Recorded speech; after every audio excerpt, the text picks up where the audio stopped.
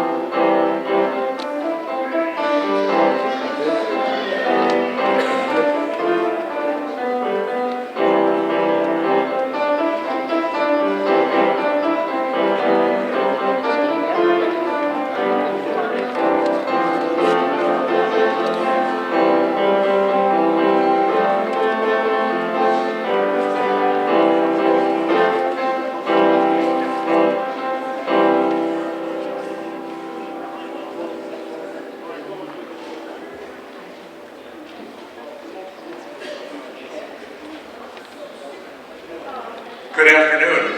Wow, that's loud. Okay.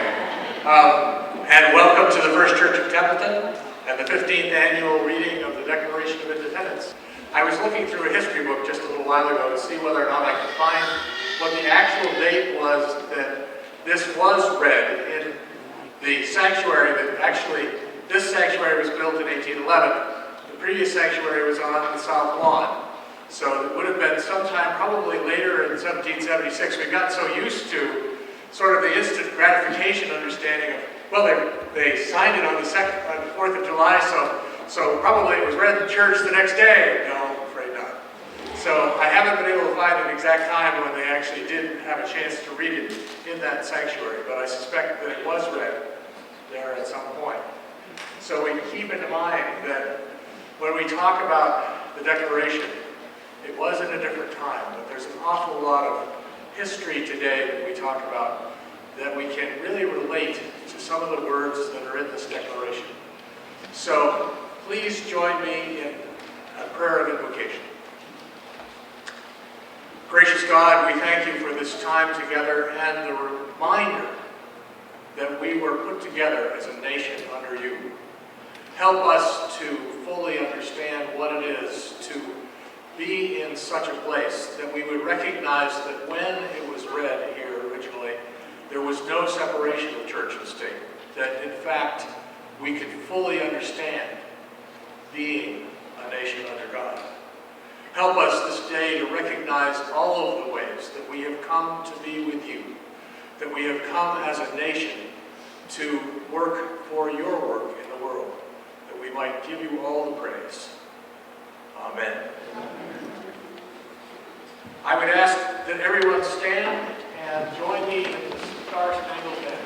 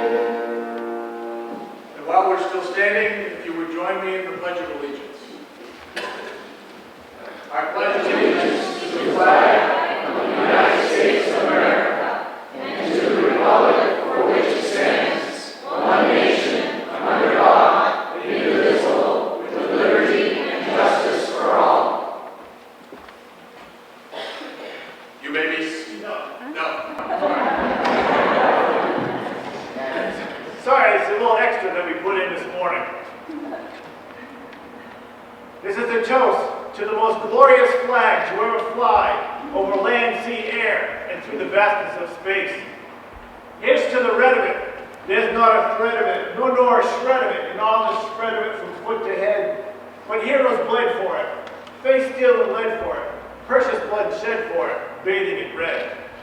Here's to the white of it, thrilled by the sight of it, who knows the right of it, but feels the might of it through day and night. Womanhood cared for it, made manhood dare for it, purity's prayer for it, keeps it so white. Here's to the blue of it, beauteous view of it, heavenly hue of it, star-spangled dew of it, constant and true. Diadems clean for it, state stamp supreme for it, liberty's beam for it, brightens the blue.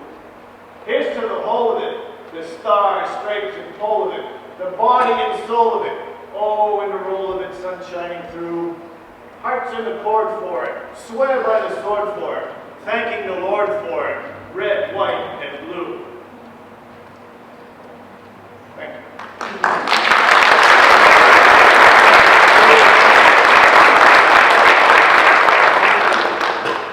Y'all may be seated, thank you. Good afternoon again, everyone. Appreciate you coming out today on this warm 4th of July.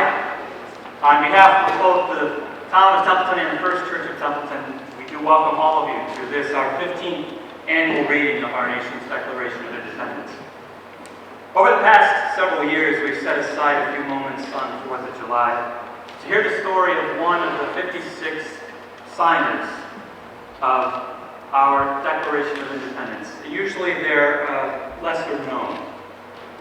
We've heard about the only minister to sign. We've heard about the youngest signer, the oldest signer. We've heard about the only 2 bachelors to have signed the Declaration. Today, let us hear of the only shoe cobbler to sign the Declaration. This morning's figure may not be as obscure as many of the others, and most of you probably have at least heard his name. However, like the others, he is certainly noteworthy. I would like to share with you all briefly the rich history and legacy of Roger Sherman of Connecticut. Roger was born on April 21st, 1721, into a farm family in Newton, Massachusetts. He was the 3rd child of 7. He was also the 2nd son of both William and Meadowell Sherman. After their 4th child was born, the Shermans left Newton and settled in the south precinct of Dorchester, which soon afterward became the township of Stoughton, which we know today as Canton. During his formative years, Roger was put to work on his father's cobbler bench making shoes. He had little opportunity for a formal education until the age of 13, when a small school, opened in the area. However, he had an aptitude for learning, and he also had access to a good library owned by his father. It was said that as he made his shoes, Roger often kept a book open on the cobbler's bench, so he could read during his free moments. Roger's education was also aided by a Harvard-educated and local parish minister, Reverend Samuel Dunbar, who took Roger under his wing. On a personal note, please let us never underestimate the difference each one of us can make in another person's life. When Roger was 19, his father passed away, and the family moved to New Milford, Connecticut, where Roger's oldest brother lived. Now, according to tradition, although this is not proven to be true in this case, it is said that Roger walked the 150 miles from Stoughton to New Milford with his cobbling tools on his back. Once in New Milford, Roger flourished. His aptitude for math landed him a job as surveyor of New Haven County, Connecticut, at the age of 24. He also enjoyed writing and contributing to journals, and for years he published his own almanac. He and his brother opened New Milford's first store. Roger very quickly introduced himself into civil and religious affairs, rapidly becoming one of the town's leading citizens and eventually the town clerk of New Milford. At one point, a troubled neighbor. Roger approached the lawyer for advice on his neighbor's behalf. He presented the lawyer with notes that he had taken on his plea. And when the lawyer saw the quality of his work, he suggested that Roger consider law as a profession.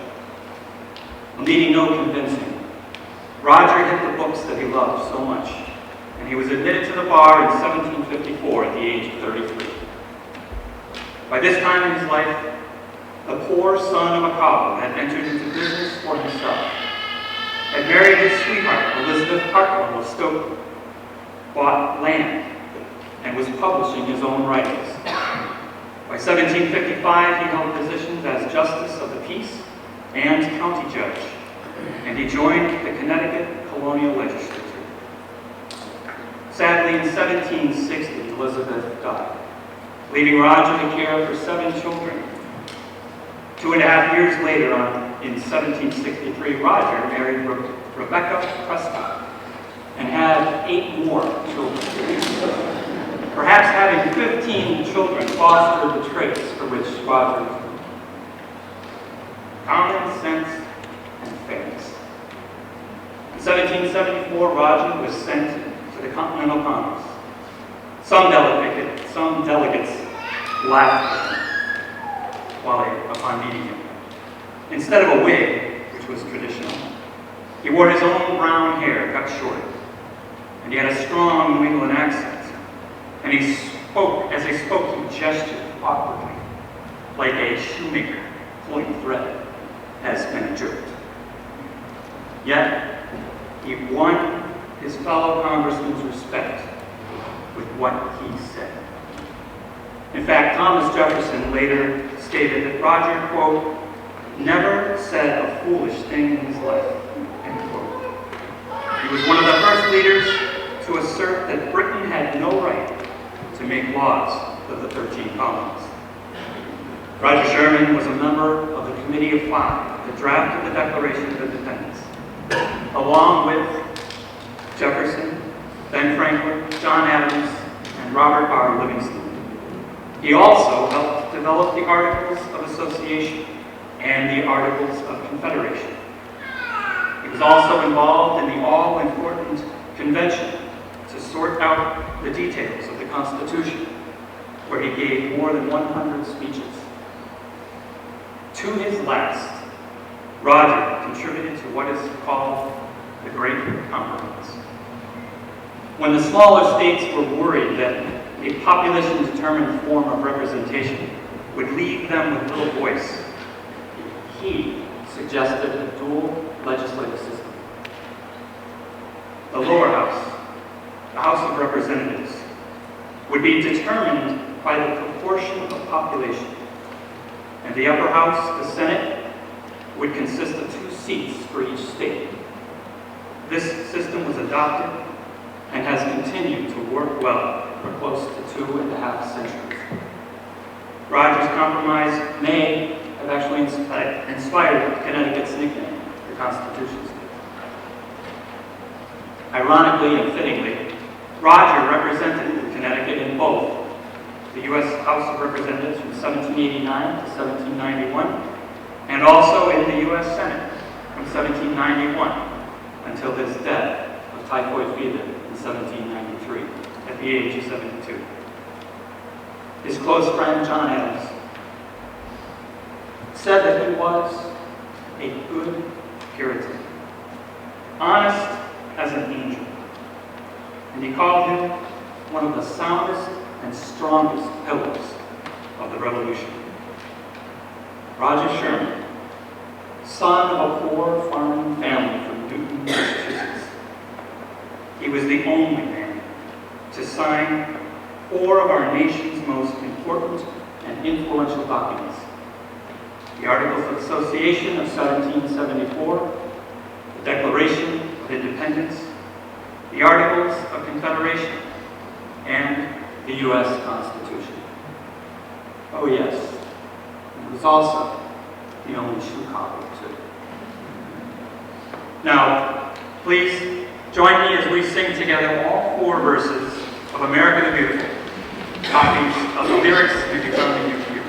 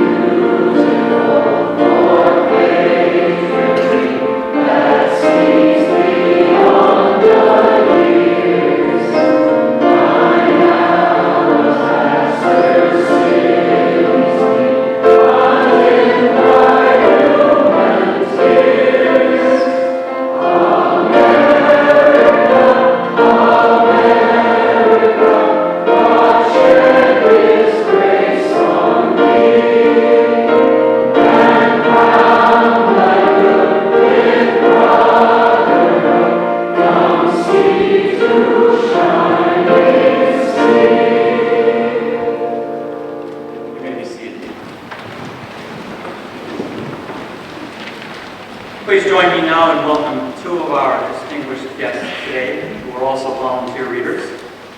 Please allow me to introduce both current Massachusetts State Senator Ann Goby and current Massachusetts State Representative Susanna Woods-Lee.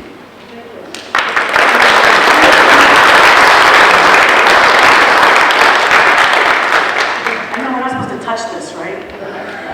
I think I did that before. I think I threw everything off.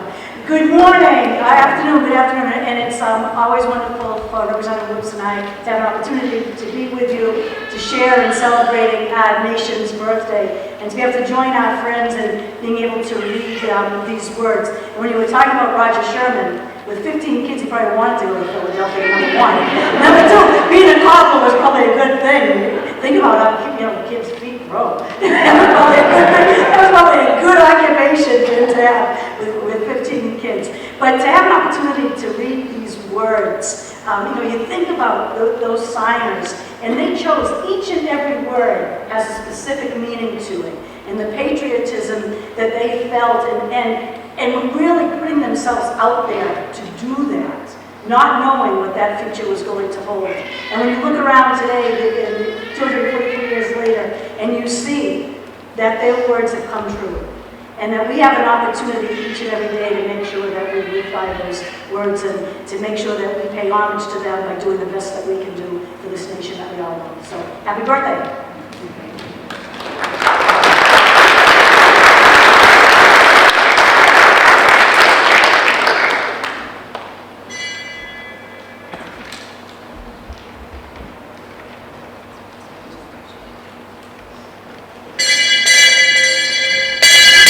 Hey!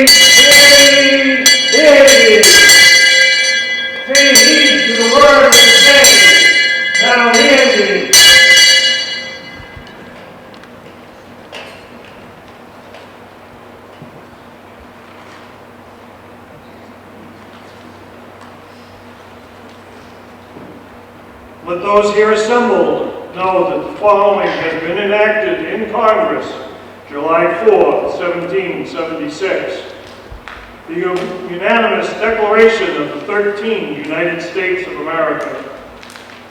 When, in the course of human events, it becomes necessary for one people to dissolve the political bands which have connected them with another, and to assume among the powers of the earth the separate and equal station to which the laws of nature and nature's God entitle them.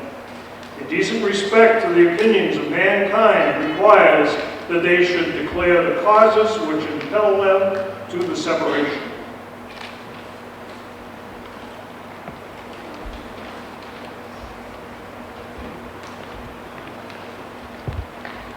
We hold these truths to be self-evident, that all men are created equal, that they are endowed by their Creator with certain unalienable rights, that among these are life, liberty, and the pursuit of happiness.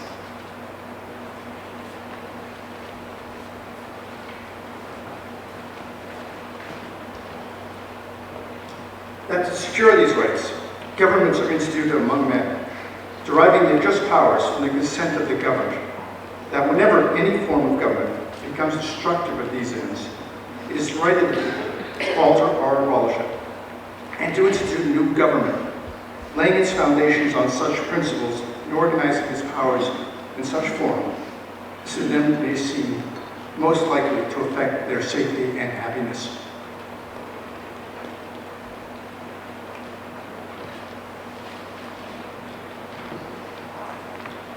Prudence indeed will dictate that governments long established should not be changed for light and transient causes, and accordingly, all experience has shown that mankind are more disposed to suffer, while evils are sufferable, than to right themselves by abolishing the forms to which they are accustomed.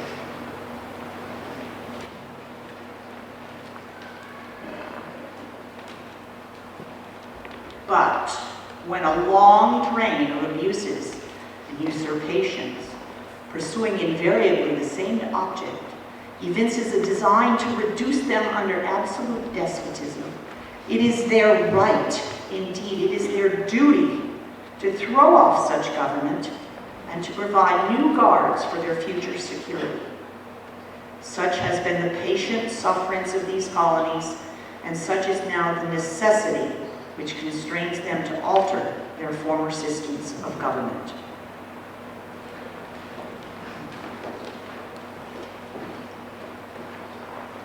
The history of the present King of Great Britain is a history of repeated injuries and usurpations, all having in direct object the establishment of an absolute tyranny over these states. To prove this, let facts be submitted to a candid world.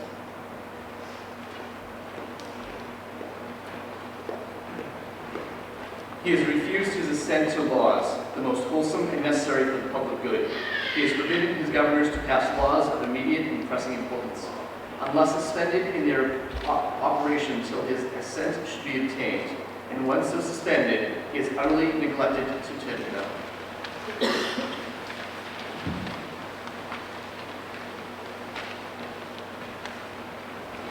He has refused to pass other laws for the accommodation of large districts of people, unless those people would relinquish the right of representation in the legislature, a right inestimable to them and formidable to tyrants only.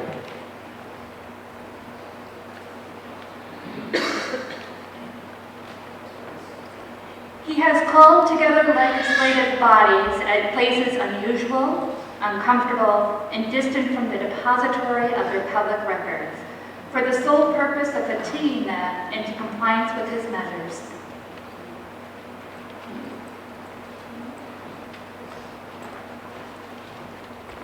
He has dissolved representative houses repeatedly for opposing with manly firmness his invasions on the rights of the people. He has refused for a long time after such dissolutions to cause others to be elected.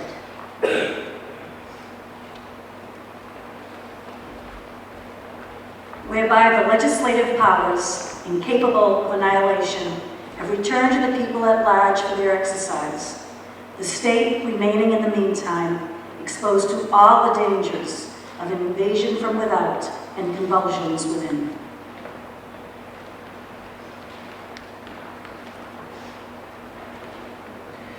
He has endeavored to prevent the population of these states, for that purpose obstructing the laws for naturalization of foreigners, refusing to pass others to encourage their migrations hither, and raising the conditions of new appropriations of lands.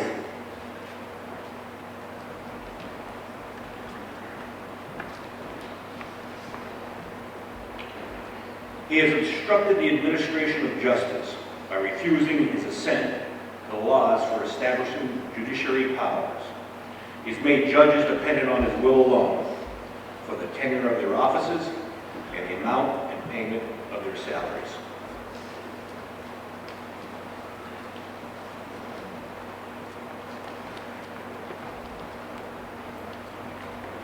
He has erected a multitude of new offices and sent hither swarms of officers to harass our people and eat out their substance.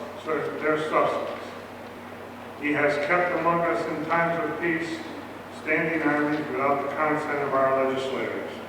He has affected to render the military independent of and superior to the civil power.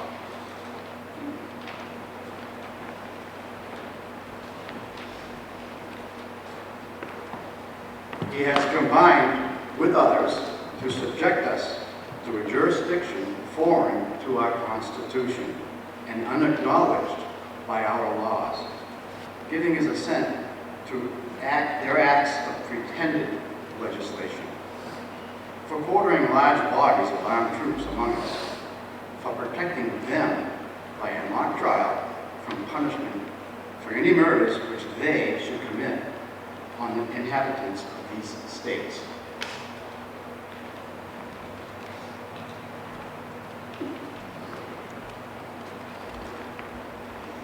For cutting off our trade with all parts of the world, for imposing taxes on us without our consent, for depriving us, in many cases, of the benefits of trial by jury, for transporting us beyond seas to be tried for pretended offenses.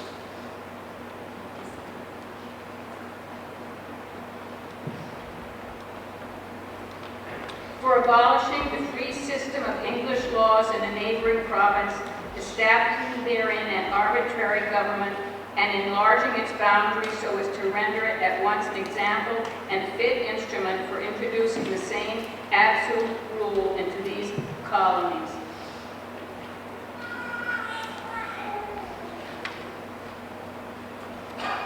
For taking away our charters, abolishing our most valuable laws, and altering fundamentally the forms of our governments, for suspending our own legislatures and declaring themselves invested with power to legislate for us in all cases whatsoever.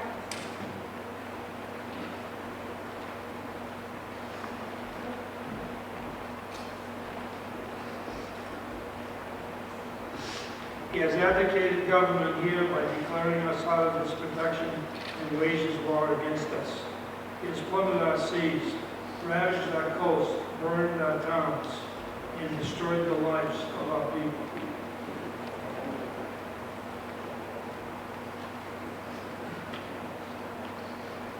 He is, at this time, transporting large armies of foreign mercenaries to complete the works of death, desolation, and tyranny, already begun with circumstances of cruelty and perfidy, scarcely parallel to the most barbarous ages and totally unworthy the head of a civilized nation.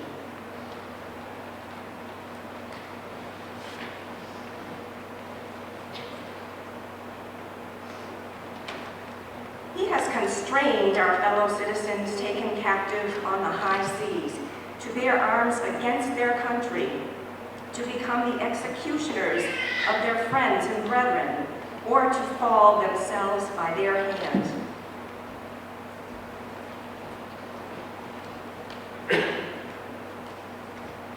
He has excited domestic insurrections amongst us and has endeavored to bring on the inhabitants of our frontiers, the merciless Indian savages, whose known rule of warfare is an undistinguished destruction of all ages, sexes, and conditions.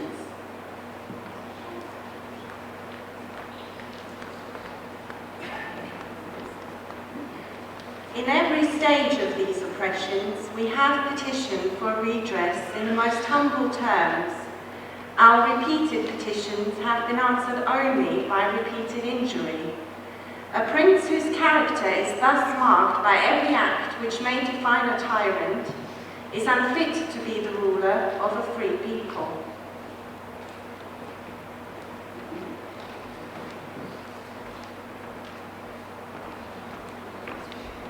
Nor have we been wanting in attention to our British brethren. We have warned them from time to time of attempts by their legislature to extend an unwarrantable jurisdiction over us. We have reminded them of the circumstances of our immigration and settlement here.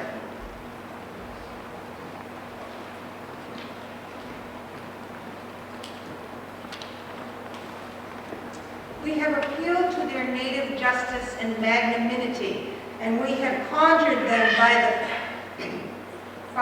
the ties of our common kindred to the discovery of these usurpations, which would inevitably interrupt our connections and correspondence. They too have been deaf to the voice of justice and consequentity. We must therefore acquiesce in the necessity which denounces our separation and hold them as we hold the rest of mankind, enemies in war, in peace, friends.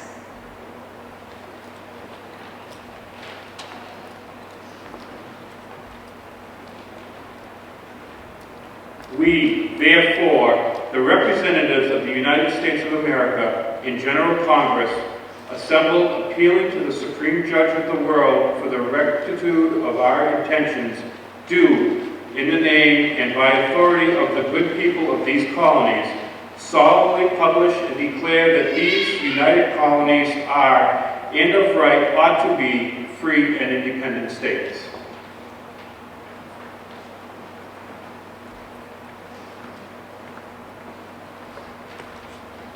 That they are absolved from all allegiance to the British Crown, and that all political connection between them and the state of Great Britain is and ought to be totally dissolved, and that as free and independent states, they have full power to levy war, conclude peace, contract alliances, establish commerce, and to do all other acts and things which independent states may of right do.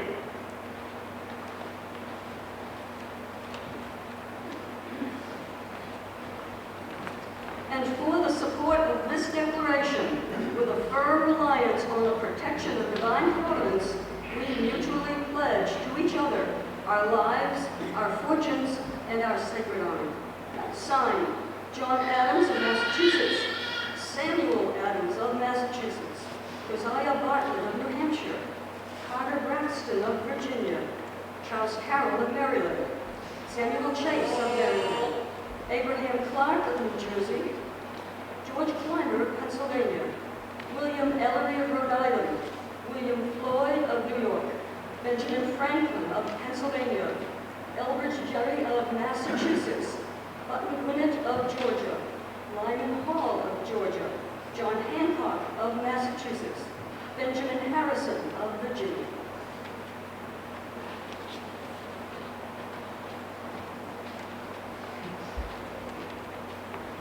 John Hart of New Jersey, Joseph Hughes of North Carolina, Thomas Hayward of South Carolina, William Hooper of North Carolina, Stephen Hopkins of Rhode Island, Francis Hopkinson of New Jersey, Samuel Huntington of Connecticut, Thomas Jefferson of Virginia, Francis Lightfoot Lee of Virginia, Richard Henry Lee of Virginia, Francis Lewis of New York, Philip Livingston of New York, Thomas Lynch Jr. of South Carolina, Thomas McKean of Delaware, Arthur Middleton of South Carolina, and Lewis Morris of New York.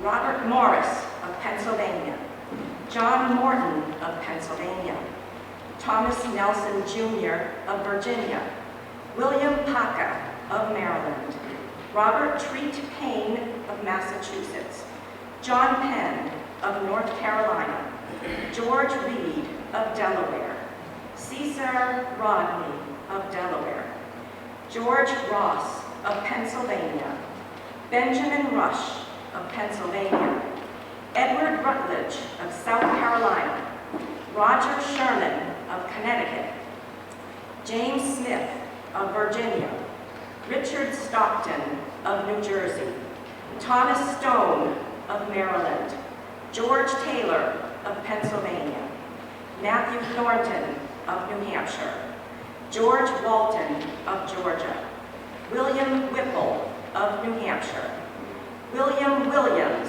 of Connecticut, James Wilson of Pennsylvania, John Witherspoon of New Jersey, Oliver Walcott of Connecticut, George Wythe of Virginia.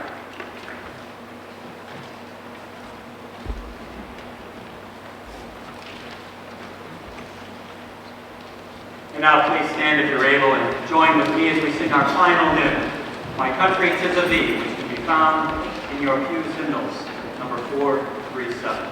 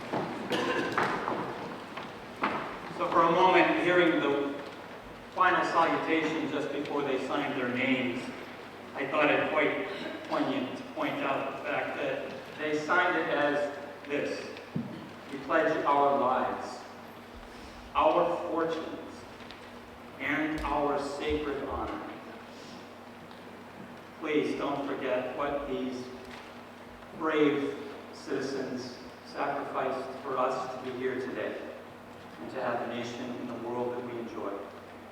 May the words that you have heard today continue to remind you not only of the commitments and sacrifices made by your fellow citizens and countrymen 243 years ago, but also of the commitments and sacrifices which are continuing to be made today by those in the armed forces, all who have fought and continue to fight to ensure and uphold freedom throughout our world. I just want to briefly thank Russ and Carol Stanley for their organizational tasks and aptitude for putting this presentation on today. I also want to thank all of our readers, Jay Tower Hughes, our pianist, Senator Ann Goby, and Representative Sandra Wicks-Lee. Also to cable TV, Hillary Scott in the Hubbardston Militia, the Colonel Henry Knox Regimental Color Guard, and of course anyone else who contributed to today's event. A final special thank you to Charlie Carroll, who was one of our readers, and the Templeton Country Store for sponsoring the Ice Cream Social, which, as a reminder to all of you, you are invited to. It will be out here on the common in front of the church. And the militia will also be putting on a demonstration as well. The militia, I believe, will escort you out. So with that said, please, everyone, have a safe and enjoyable Independence Day. God bless you all, and God bless our nation. Thank you.